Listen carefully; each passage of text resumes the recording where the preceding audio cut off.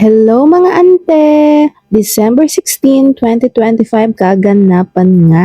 Sinisipag nga tayong mag-voice over dahil kailangan, sayang ang mga video, kailangan nating i-upload for memories din yan.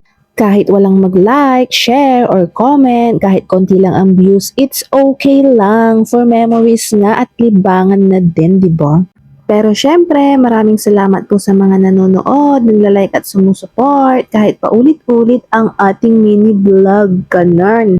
Andito nga kami sa may bayan, pupunta kami sa SI Bayambang at eto na nga, fast forward, andito kami sa taas para bumili ng tsinelas ni Jusawa kasi wala na siyang tsinelas na maayos, naku po.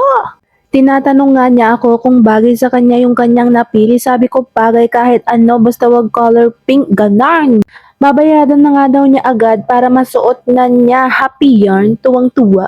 At eto namang auntie nyo, nagmamaganda, pahawi-hawi pa ng buhok para namang walis tampa. Aray ka. Medyo behave nga ang batang ito ngayon, mamaya magulo na naman yan.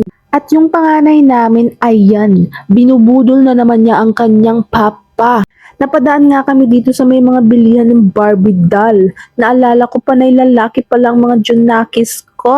Sayang, gusto ko pa naman ng Barbie. After nga namin sa CSI, dumiretso kami dito sa may Eurotex foam sa may Poblacion para bumili ng foam kasi itong batang ito pag natutulog napakalikot. Ginabi na nga kami ng uwi dahil may mga dinaanan pa kaming iba at traffic. Syempre, gabi na, labasan ng mga people of the Philippines, of the world, ganun. Of the world?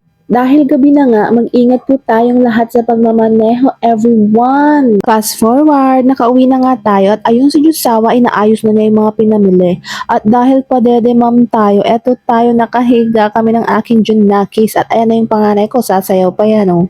Thank you for watching. Bye-bye!